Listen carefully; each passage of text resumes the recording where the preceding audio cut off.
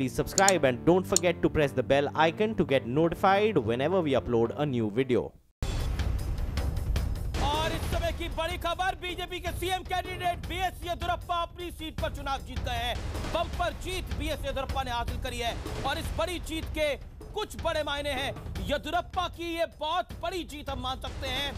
कुल मिलाकर येदियुरप्पा अपना चुनाव जीत गए हैं। शिकारीपुरा से येदियुरप्पा अपना चुनाव जीते हैं। 35,000 से भी ज्यादा मतों से जीते हैं येदियुरप्पा।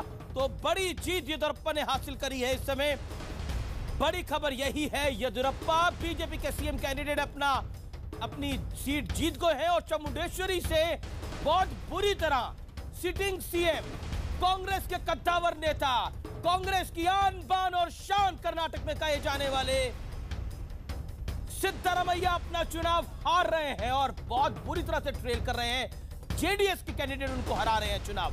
और बदामी में सिद्धरामैया ने जीत दर्ज करी है, श्रीमालू वहां पर हारे हैं, लेकिन येदियुरप्पा जीत गए अपना चुनाव। उन्होंने जेडीएस के नेता एचटी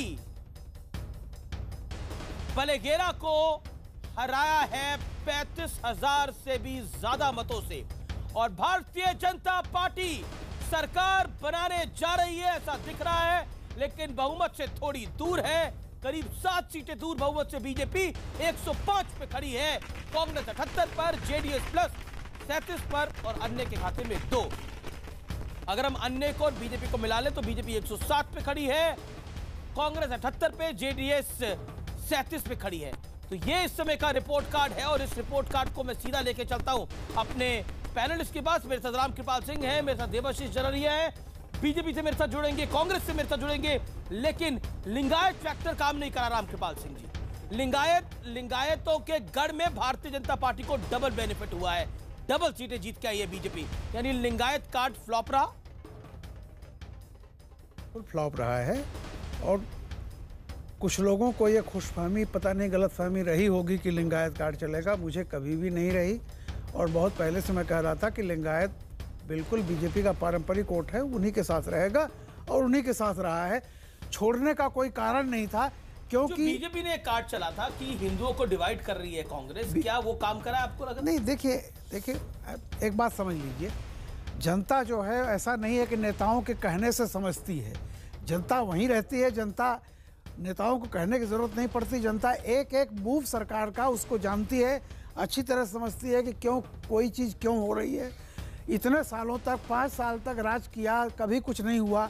अचानक चुनाव के मौके पर जिस पार्टी ने लिख करके दिया हो कि ये लिंगायत को अलग दर्जा नहीं दिया जा सकता, केंद्र में जब मनमोहन सिंह की सरकार थी, वो पार्टी जाते जाते अचानक ये फैसला करती है, तो ये कोई वहां पे किसी गले बात उतरती नहीं। ठीक है, ये साबित हुआ है। जी, राधिका खेड़ा मेरे साथ कांग्रेस की बनी हुई है, कांग्रेस की प्रवक्ता है, नेता है राधिका खेड़ा।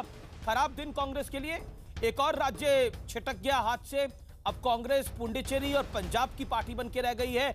और मैं अभी एक आंकड़ा देख रहा था और मैं जनता को चाहूंगा वो मैं आंकड़ा बताऊं और मैं व्यूअर्स को भी चाहूंगा कि वो आंकड़ा ये सुने, समझे और इस पर अपना रिएक्शन दें।